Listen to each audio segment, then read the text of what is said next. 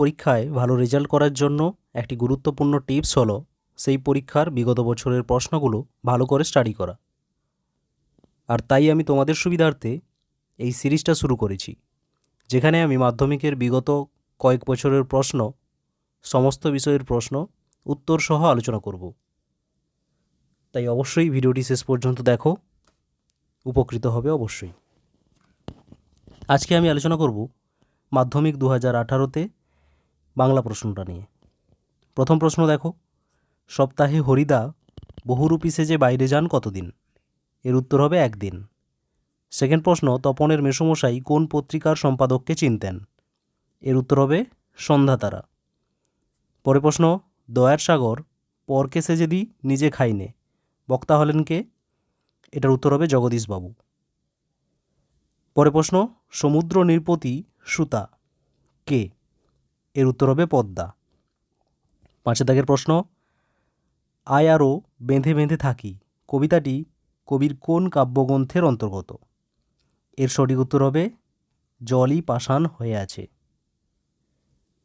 6 দাগের প্রশ্ন, সেই হোক তোমার সভ্যতার শেষ পুণ্যবাণী। সভ্যতার শেষ পুণ্যবাণী, এটা কি হবে? এর সঠিক উত্তর হবে ক্ষমা করো।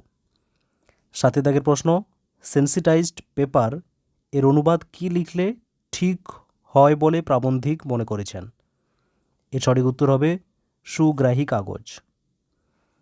পরে প্রশ্ন, 4 খণ্ড রামায়ণ কপি করে একজন লেখক অষ্টাদশ শতকে কত টাকা পেয়েছিলেন? এর উত্তর হবে 7 টাকা। পরে প্রশ্ন, শ্রীপান্থ ছদ্মনামে লিখেছেন, এটা কি হবে? এর উত্তর হবে নিখিল সরকার। 10 দাগের প্রশ্ন, রাজায় রাজায় যুদ্ধ হয় এই বাক্যের কর্তাটি কি ধরনের কর্তা? এটা হবে ব্যতিহার কর্তা। পরে প্রশ্ন, পরপদটি প্রধান হয় যে সমাসে সেটি হলো কি? সেটা হবে তৎপুরুষ সমাস। তারপরে প্রশ্ন, রামদাস তার কোনো প্রশ্ন করিল না, নিম্নরেখ পদটি যে সমাসের তার উদাহরণ দাও। এটার উত্তর কি হবে? এটাও হবে তৎপুরুষ। তোরা সব জয়ধ্বনি কর, এটি কোন বাচ্যের উদাহরণ? এর উত্তর হবে কর্তৃবাচ্য। পরে প্রশ্ন, হায় তোমার এমন দশা করলো কে? এটি কি ধরনের বাক্য? এটা হবে বিস্ময়সূচক বাক্য। তারপরে প্রশ্ন, বয়স 30-32-এর অধিক নয় কিন্তু ভারী রোগা দেখাইল, এটি কোন শ্রেণীর বাক্য? এটা হবে যৌগিক বাক্য। তারপরে প্রশ্ন, মন্দিরে বাজছিল পুজোর ঘণ্টা, এটা কি ধরনের কারক? এটা হবে অধিকরণ কারক। তারপরে প্রশ্ন, রবীন্দ্রনাথ ঠাকুর গীতাঞ্জলি লিখে নোবেল পুরস্কার পায়, এটা কি হবে? এর উত্তর হবে বিধেয়। তারপরে প্রশ্ন দেখো, 1 দাগে দিয়েছে, তবে এ বস্তুটি পকেটে কেন? কোন বস্তুটি পকেটে ছিল? এখানে হচ্ছে এর উত্তর হবে গাঁজার কলকে। গাঁজার কলকে। তারপরে প্রশ্ন, হরিদার জীবন এই রকম বহুরূপের খেলা দেখেই একরকম চলে যাচ্ছে, কী রকমের খেলা দেখিয়ে হরিদার জীবন চলে যাচ্ছে? এর সঠিক উত্তর হবে বহুরূপী হরিদার জীবন কখনো উন্মাদ, কখনো রূপসী বাইজি, কখনো পুলিশ অথবা কাপালিক, বুড়ো কাউলিওয়ালা, ফিরিঙ্গি, কোরামিন সাহেব, সন্ন্যাসী, বিরাগী প্রভৃতি বিভিন্ন রূপের খেলা দেখেই একরকম চলে যাচ্ছে। তারপরে প্রশ্ন, নদের চাঁদ সব বোঝে, নদের চাঁদ কি বোঝে?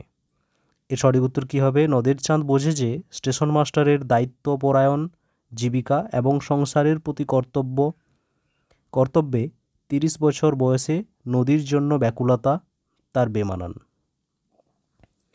তারপরে প্রশ্ন, একটু কারেকশন করে করে দিলে ছাপাতে দেওয়া চলে, কে কি ছাপানোর কথা বলছেন?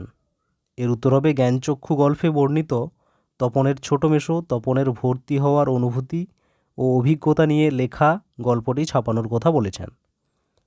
তারপরে প্রশ্ন, এসো আমরা কুস্তি লড়ি কে কাকে বলছিল? ছেলের দল থেকে কালিয়া নামে একটি ছেলে এসে অমৃতের গলা জড়িয়ে ধরে এই প্রশ্নটি করছিল। তারপরে প্রশ্ন আছে, বিদ্রূপ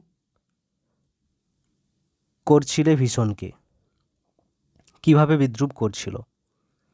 প্রকৃতির গহন রহস্যমাখা বুকে জাগরূপ থাকা ভীষণ বা ভয়ালকে আফ্রিকা বিদ্রূপের ছদ্মবেশে বিদ্রূপ করেছিল।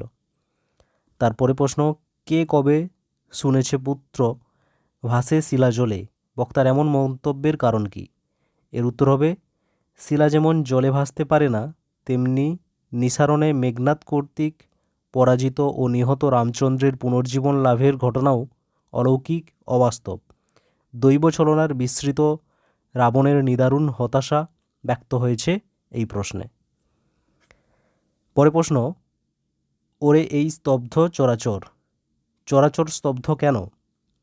এর উত্তর হবে, বিশ্বপাতার বক্ষকোলে ভয়ঙ্কর এসে তার রক্তরঞ্জিত কৃপাণ দোলায় তার অট্টহাসি হাসেন, তাই চরাচর অর্থাৎ সমগ্র বিশ্ব স্তব্ধ হয়ে যায়। পরে প্রশ্ন, রক্তমুছি শুধু গানের গায়ে, কথাটির অর্থ কী? এর উত্তর হবে, গান অমলিন, স্তব্ধ স্পর্শে সে হিংসার আবহ মুছে দিতে পারে। গানের বিশুদ্ধ স্পর্শে রক্তের আলপনা ফিকে হতে হতে মুছে যায়। কবিতাই গানের গায়ে হিংসার রক্ত মুছতে চায়। তারপরে প্রশ্ন, কন্যারে ফেলিল যথা, কথাটির অর্থ কী? এর অর্থ হবে, কন্যা অর্থাৎ রানী পদ্মাবতী এক সামুদ্রিক বিপর্যয়ের সম্মুখীন হয়ে সমুদ্রবেষ্টিত এক দিব্যবৎ দ্বীপভূমিতে অচৈতন্য অবস্থায় ভেসে এসেছিল। সেই দ্বীপটি ছিল সমুদ্রকন্যা পদ্মার আবাসস্থল। তারপরে প্রশ্নতে দেখো, আমাদের আলংকারিকগণ শব্দের ত্রিবিধ কথা বলেছেন, শব্দের ত্রিবিধ কথা কি? এখানে তিনটি কথা হচ্ছে অভিধা, লক্ষণা আর হচ্ছে ব্যঞ্জনা। তারপরে প্রশ্ন, যাদের জন্য বিজ্ঞান বিষয়ক বাংলা গ্রন্থ বা প্রবন্ধ লেখা হয় তাদের মোটামুটি দুই শ্রেণীতে ভাগ করা যেতে পারে, সেই দুটি শ্রেণী কি কি? একটি শ্রেণী হচ্ছে যারা ইংরেজি জানে না বা অতি অল্প জানে, আর একটি হচ্ছে যারা ইংরেজি জানে, এই দুটো শ্রেণী।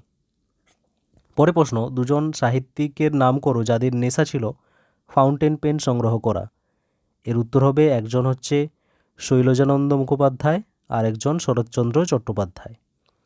পরে প্রশ্ন, লেখক শ্রীপান্ত ছোটবেলায় কিসে হোম টাস্ক করতেন?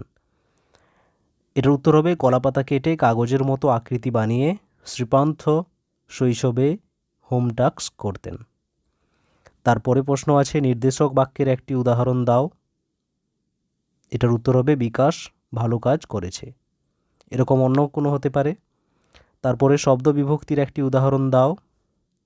এর উত্তর হবে এ, এতে, ইয়ে, কে, রে, এরে ইত্যাদি যে কোনো একটি লিখতে পারো। তারপরে প্রশ্ন, প্রযোজক কর্তা কাকে বলে? এর উত্তর হবে, যে কর্তা অন্যের পরিচালনায় কাজ করে তাকে প্রযোজ্য কর্তা বলে।